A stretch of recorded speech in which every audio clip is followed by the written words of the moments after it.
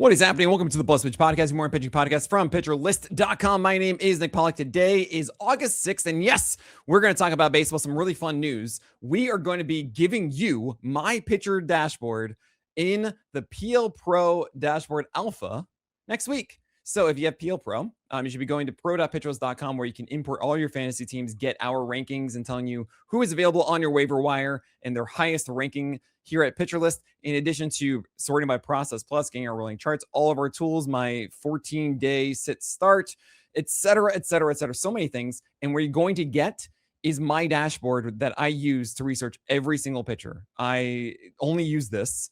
It's incredible. Our developer even made it better than what I've been using. So you're going to get access to it next week. So sign up for 15% off with promo code dashboard, and you get a full year, not just a season, full year, which means everything that we do moving forward, which is continue to add to the product, does not raise in price. You get more stuff, same price. So go and do it. 15% off, promo code dashboard to get 15% off PL Pro yearly at pitcherlist.com/premium. Okay, Kyle Harrison was my lead today for the SP Roundup, and he was dope. I just want to tell you that. 5 innings of 10 strikeouts and 12 whiffs. Four-seamer was back to normal at 94.6 miles per hour. We love to see it, and it's great. His breaking ball was down constantly. Looks like he has 2. He has a sweeper and a curve now, which is kind of interesting. He does have that changeup too that he only went 5 for 7 strikes with. One was a pitch way out of the zone. I don't know how he got that whiff. But yeah, you should just be starting Kyle Harrison. Even though he pitched about 70 pitches, should be closer to 80 next time. He was absurdly efficient with his 72% overall strike rate. Yeah, we really, really like that. All right, so other guys that went yesterday, some really surprising ones like Mitch Bratt, who I joke saying that he just throws it into the zone, goes Bratt every single time like he's painting or like shooting a shotgun or whatever. And this is kind of weird because he's throwing back foot sliders and curveballs, but I don't even want to call it a slider. It's more like a cutter because it's 87 within 90, 91 mile per hour four-seamer. And the movement on this is very minimal from that four-seamer, right? And he's throwing it down and in. He should really be throwing it up and middle in, right? But anyway, it's not that impressive to me. He had a lot of called strikeouts. He had 9 strikeouts on 8 whiffs, 7 innings of shutout ball, 1 hit, 3 walks. This is not real. I'm just going to tell you right now, 74% strikes on the four-seamer, 58 on the curve, 33 on the sinker, 40 on the slider. No way. Do not buy into this. Oh, but Nick, it's Rocky Road next. Oh, I don't want to do it. I really don't. Brian Wu, he was at home against the Tigers. And 7 innings, 0 earned runs, 3 hits, 1 walk, and 5 strikeouts. Yeah, this is much more of the Brian Wu that I expect. He went more four-seamer and sinker, which honestly, just go back to the basics here, about 70% usage between the two of them. It makes sense to me. 74% on the four-seamer, dominated 17% swing strike rates. Yep, it's Brian Wu. Honestly, I think we're all really weirded out by the home road splits. He gets at Yankees and at Houston next. No, I think he's going to be just fine. Sonny Gray, as I was mentioning before, that he looked much more appealing because of the sweeper looking much better. And boy, was it better here. 72% strikes for a 48% CSW, but not even just that. His curveball had a 37% CSW at 63% usage. You normally don't see it used this much either. I mean, both of those combined were 53% usage when they're usually around, I don't know, like 35%, 40. It was kind of wild. And this was 6 innings, 0 runs, 3 hits, 2 walks, 8 strikeouts, 17 whiffs, which is the most whiffs that Sonny Gray has acquired in any game this season. Thank you so much, White Sox. He goes at Toronto next time, then at Pittsburgh, San Francisco, whatever. He's Sonny right now instead of Gray. You love that. You keep starting him. He's at 2.78 ERA, by the way, for the year, which is amazing. Nick Martinez had a bad start last time. He went to Coors, had a good start. It's the Vargas rule. He got a mulligan because of Vargas rule plus. That's great. He now has a 2.65 ERA, 110 whip. It was 5.2 innings of 0 earned runs, 6 hits, 0 walks, and 4 Ks. Yes, low strikeouts, 14% K rate for the year. We all know that shouldn't really last. And it was the first half of the Green Mile. That is Coors and then Sacra Verde. So he has to go into Sacramento next time at Athletics and then twice against Baltimore. I understand if you want to get out. This could be a dentist that it returns and doesn't stay for long, like 30 Rock, of course. But I think he's still got to do it right now. It's just that kind of Vargas rule. Cody Bradford appeared. He might be your streaming favorite moving forward because he went 4.1 innings of 0 earned runs, 5 hits, 2 walks, 5 Ks, and 70 pitches. Yes, against the Giants in Arlington, I understand. But this was him returning from Tommy John. We haven't seen him for ages. And this was old Cody Bradford. Let's be honest. It was 89 miles per hour, but it was 7.1 feet of extension from the left side, 16 to 17 inches of vert, which is, again, pretty typical. We're comparing this to 2024, by the way. That's the last time that we've seen him. And look, he is a swatch before. It was cool. It's fine. Like, he had a 21% swing strike rate on those 89 mile per hour fastballs. Changes were generally down. Fastball was up. Yeah, it's Cody Bradford, and he's going to get the Angels in Los Angeles next time. I think it's going to be okay. Like, it's 70 pitches here. Should be 75 to 80. That's cool. Drew Anderson's getting a look in the rotation, but it was 42 pitches. And the last time he started or he pitched, it was 30 and 22. He's getting stretched out. This was the second most. No, actually, he had more longer starts or games earlier on, but he hasn't thrown above like 30 pitches since the 15th of June when he got a start for 59 pitches. But like, I'm not really into this. I'm sorry. I think that Drew Anderson doesn't do enough. He tries to kill it with this big drop change. It really is a split change. And it was 50% strikes. He has a big curveball at 81 miles per hour as well to go with a 95 average four-seamer. I would not go after this. I don't think he's going to be stretched out by the time you actually want him. Or if you just don't want him. Noah Cameron has been on a tear, an absolute tear. Last 3 games have been 1 earned run, while he's gone 7 innings, 8 innings, and now 8 innings again, 2 straight against the Twins, 17 whiffs in 2 of his last 3 and 15 in the middle there. Unbelievable. Why? He's throwing harder, yes. But Josh Sperry sent me something that was very interesting, that Noah Cameron decided to call his own pitches finally. And he said really nicely, being like, look, the catcher's doing an amazing job. I'm just really stubborn, and I feel like I should be throwing things that I just am stubbornly wanting to throw. Now, he goes against the Dodgers next. That's actually a really tough call because, yes, he's done well, but these are the Tigers and then twice against the Twins. Not really the most encouraging, right? Well, I'm going to do it because this is a better version of Cameron. This is the approach that we saw last year when he had success. And the fact of the matter is that he's going 75% secondaries. That's what he should be doing. He's not giving in with his four-seamer either, only a 25% zone rate. That's how he should be doing it, pitching backward with everything else. It's a really, really good approach. It's harder. It's better commanded. I'm sticking through this in a 2-step against the Dodgers and then the Angels, both on the road next week for Noah Cameron. You have Bryce Elder actually doing well again. I mean, the last 4 games have been 200 runs, 1. That's 500 runs in his last 4 games with 3 wins along the way. You might be tempted to do it, and I don't blame you. This one was 7 innings, 1 earned run, 2 walks, and 3 Ks with 1 hit, just 4 whiffs. You understand. This is old Bryce Elder being weird again. More cutters. I'm happy for you. No, I cannot endorse this whatsoever. I'm sorry. I know against the Mets and the Diamondbacks and the Brewers, but if you want to take a chance, fine, but I can't. Andre Palante against the Yankees in the Bronx did great. The Yankees are a bad offense right now without Aaron Judge. 5.1 innings, 1 earned run, 3 hits, 3 walks, 4 Ks. They might be better. I might not be giving them enough credit with Ramos and Garcia Jr. now a part of that team. But this was actually a little bit of a careful Icarus. Palante had 5 shutouts, and then when he showed up for the 6th, had a ground out, a walk, and then another walk, and then one of those runs came around to score.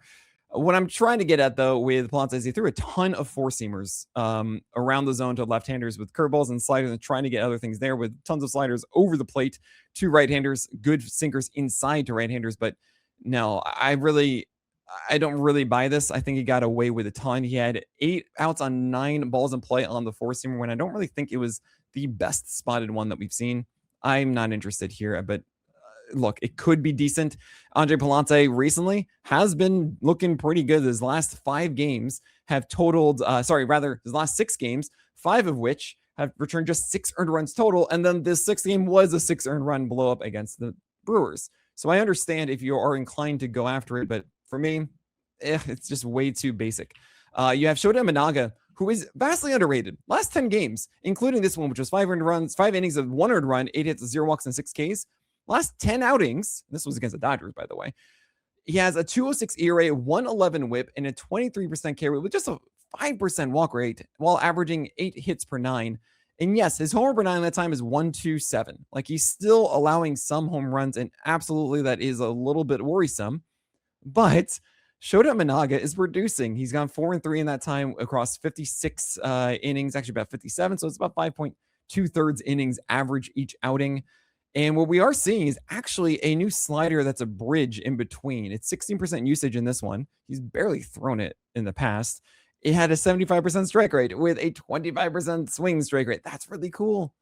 I gotta say, I think that Imanaga 91 to 92 too, at a 2-2 of 91.5 in this, right, is much better than we're giving him credit. He gets at Washington, who's a bad offense right now. Woods on the IL. We have trading away Curtis Meade and Luis Garcia Jr. So I think that you should be really comfortable starting Shota Imanaga moving forward. And we have other guys to talk about. Dean Kramer made his debut for the Twins. We had some bad debuts like Casey Mize included in that one. Eric Lauer came down to earth, and we have a lot more to talk about, and we'll talk about all that and more after this break. Dean Kramer, 5 innings, a 1 earned run and 2 strikeouts, 5 whiffs for the Twins against the Royals. I'm glad it worked, but I'm not encouraged by this whatsoever. He's going to get a revenge game against the Orioles next time. It is not the best version of Dean Kramer. It's not Dean Wolf in the good sense. So I would avoid that. Andrew Painter had a hamstring strain. They got pulled. He said he should be fine moving forward. That might be part of the reason why he didn't do well. It's 4 innings of 1 earned run, 3 hits, 1 walk, and 4 Ks. But actually, that looks decent on paper, right? Well, here's the thing. Andrew Painter did not do the things that got me excited. I mean, first of all, he was down in velocity attack. Fine. But what got me excited last time was he went really hard into secondaries, like 70% secondaries, only 30% fastballs. And that's exactly what it should be. He should be pitching backward. However, what did he do? He went 38% four-seamer. And why? Why are we doing this? Why are we going back to what was not working before? Well, Nick, it's because he went 50% strikes in the changeup, 57 on the sweeper, and 0 on the curve, and 3 for 4 on the slider. And it's just, I don't care. Throw the other stuff. You should be throwing those. The hyper emphasis on four-seamers to left-handers is driving me nuts. It was 44% usage. I don't get it. Don't do that. Do the thing that just made you look good. Okay? Weird for Andrew Painter. Trevor Rogers, back to normal. A 94.5 on the fastball. Did not get traded. He should still be really great with the Orioles. 6 innings, 200 runs, 3 hits, 0 walks, and 9 strikeouts. And I really just have to highlight just for a second how good Trevor Rogers has been for a while now. It's not just like a couple games or so. If you get rid of the one from last week, it is a 1.92 ERA, 0.97 WHIP, 23% K rate, 6% walk rate, and a sub 7 hit per 9 across his last 10 games with a 5-1 record. Even if I include the blowout from last time, which was 400 runs and 6, it's a 2.28 ERA and a 1 WHIP in those 11 starts, and where he's averaging 6 innings per game. He's pitching great. You should have no fear against the Twins and the Rays for 2 actually coming up. So love that for Rogers. Rhett Lauder is a streaming option. He did go against the Athletics and hosted them in Cincinnati yesterday. 6 innings, 200 runs, 4 hits, 2 walks, and 3 strikeouts. He's going at Chicago White Sox next time, and then we'll be hosting the Cardinals after. What makes him tick is actually really simple. It is a slider that returned a 55% strike rate, but 18% overall swing strike rate against lefties. And we have just a good combination of sliders and changeups and random fastballs involved as well. The biggest question, of course, is that slider going to be that good against lefties? That's why I led with that. 41% overall usage. It's just, he gets it done a little bit, like, I know that he's not exciting. He is a good 15 team play. Okay. He is going to have that longer leash, 95 pitches here, especially with Hunter Green out on the IL. Rhett Lauder's spot in the rotation is not in question. You have Jake Irvin also being a little interesting. He's throwing a cutter now that is almost 2 ticks harder than it used to be. So it's at 90 miles per hour. Also, we saw the curveball show up for 82% strikes and 24% swing strikes. There's also the sweeper that kind of blends with the curveball. It might be a slider along the plane of cutter. Sweeper curve is very much in line. Regardless, 5.1 innings of 200 runs, 3 hits, 2 walks, and 3 strikeouts. Not really the most impressive, but it's because the put-away rate was so low at 23% overall. He got to 2 strikes a ton, 65% 2 strikes. I imagine he'll get more of those strikeouts in the future if he's pitching like this.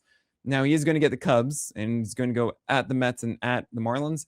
I'm not going to tell you that you should start Jake Irvin at the Cubs, right? Or sorry, rather, hosting the Cubs. But take note of Jake Irvin. It might be a good deep league play moving forward. You have Jacob Lopez, who I got to say, pick him up. I really cannot say that enough. I really think you should be picking up Jacob Lopez.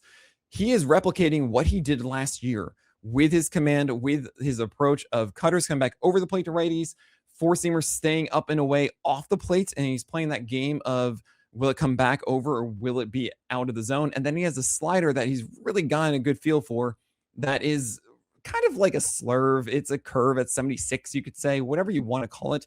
Sweeper, 77% strike rate, right? 37% CSW. He threw it 35% of the time. And that's not just the lefties at 50%. It's 34% to righties as well. And I want to say 50% to lefties, but he threw 4 pitches to lefties. So whatever. What I'm trying to get at is that what he's done the last 4 games now is a 2.29 ERA, 117 whip with a 33% K rate. Not the longest outings, 4.1, 5, 5.1, and 5, but he's up to 90 pitches. I mean, it was 84 pitches, 91, 97, 87. So it's not the most efficient, but my gosh, 6 strikeouts, 4 strikeouts, 8 strikeouts, 9 strikeouts. He is effectively executing this approach, and it worked last year for that beautiful summer. Jacob Lopez is someone you really should be considering hosting the Rays, hosting the Rangers, and then going into Houston. I know it's Sacra Verde. I know you're scared. This one was in Cincinnati, and he was fine.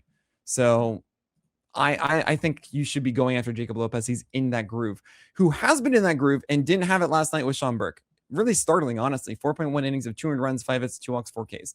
It really just didn't go his way. He didn't have the pitches to go in the bottom half of the zone. Curveball was very sporadic. I mean, we're talking 11 thrown for just 18 strikes. So that's 2 strikes on 11 thrown, which is just absolutely shocking.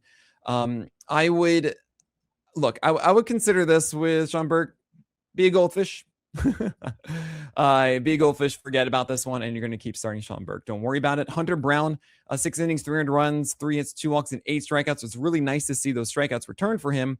However, it was not the incredible outing I was hoping to see when I went to this game. Why? Because the 4-seamer regressed a bit, a 50% strike rate. He missed a lot arm side. The good news is that the curveball showed up, 62% strikes, 23% swing strike rate on that. That's really, really nice to see.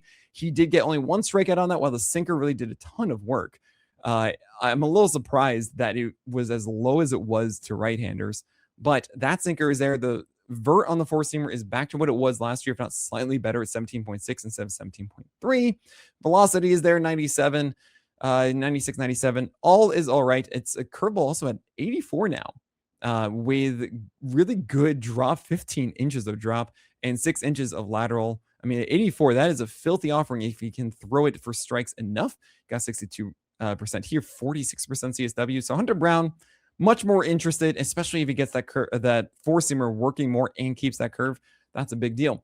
Tanner Bybee had himself an amazing game. 10 strikeouts, 5.2 innings of 300 runs, 4 hits and 0 walks. Had an unearned run as well that really, elongated a 4th inning a little bit. And he had a bit of a careful Icarus as well. He could not get that final out. Struck out Lindor, ground out to Bichette, which, by the way, Bichette had some strikeouts. I was like, oh my gosh, you're not looking good.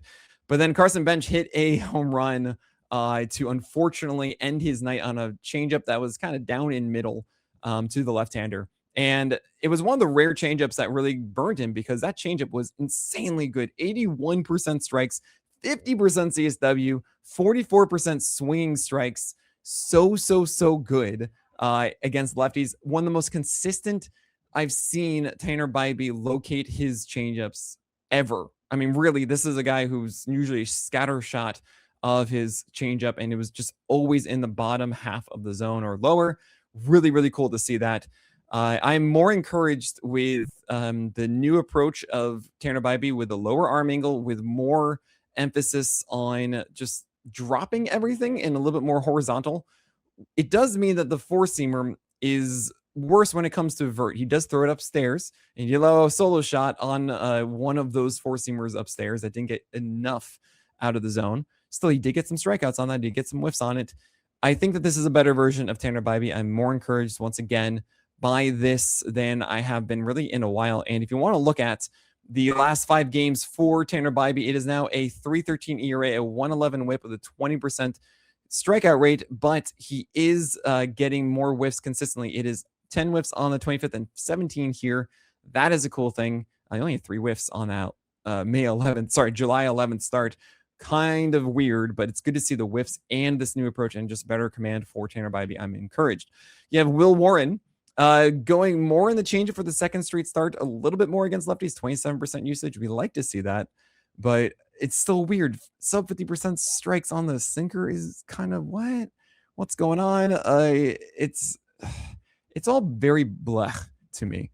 It was 5.1 innings of 300 runs, 7 hits, 1 walk, and 5 Ks. I will continue to say that I believe that Will Warren is the one who's going to go to the pen when Carlos Rodon does return. It just seems like he's more situated for it than, say, Ryan Weathers. And it was a 5th inning that did pretty much all the damage. He got singled out a bit in that one. But look, you can hold on to Will Warren against Seattle at home is fine. At Baltimore next Tuesday is the week after that is fine. He'll have a 2-step after next week, so it'll be the August 18th to 23rd. At the same time, it could be Rodon around then. I don't know. We'll see what we get, Warren. You should not feel like you have to hold on to Will Warren moving forward. You have Christian Scott, 29% strikeout rate, 5 innings, 7 Ks. You have 300 runs, 6 hits, 2 walks as well. It wasn't the line I wanted against Atlanta. I am more impressed because this was a lefty approach it was against Cleveland. I was really worried about the lefty approach to the Guardians. He's going to get Atlanta next. And this was better. It was a lot of the Cannibal McSanchez of high four-seamers and cutters, and that looks good to me.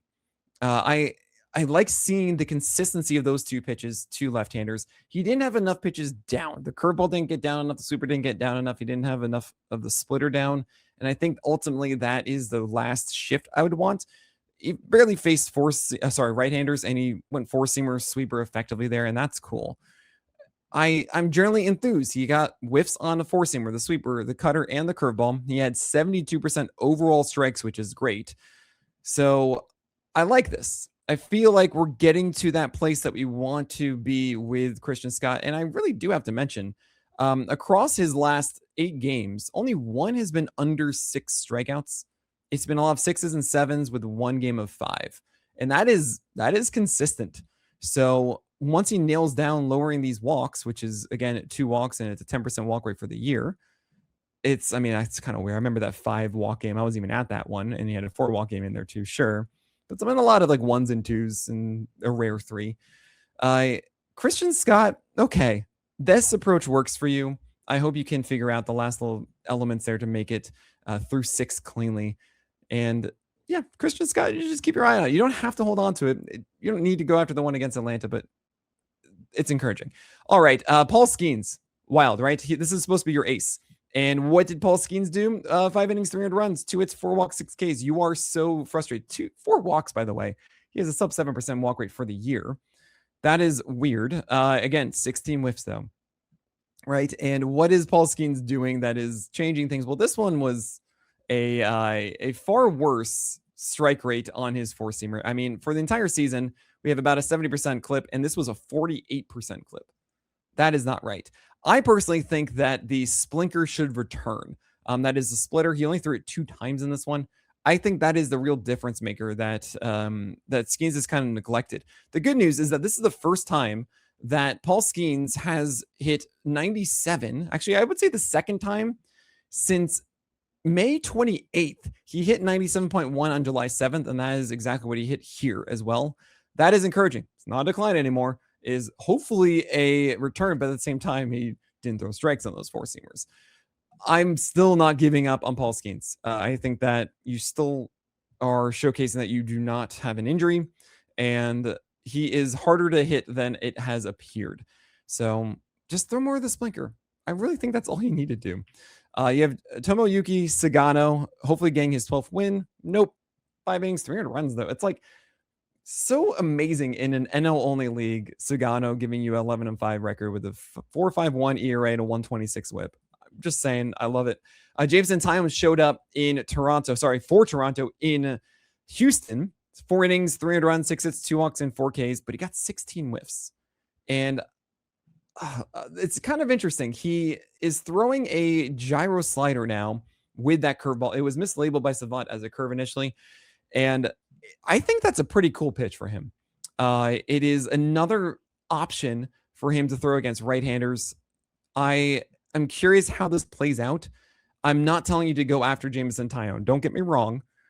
I'm just going to be watching this and seeing if he is more comfortable in Toronto, if he is able to maybe figure out, hey, the 61% strike rate that I threw here with a 44% on the cutter, which sure he didn't have his cutter, and that's kind of what messed him up the most.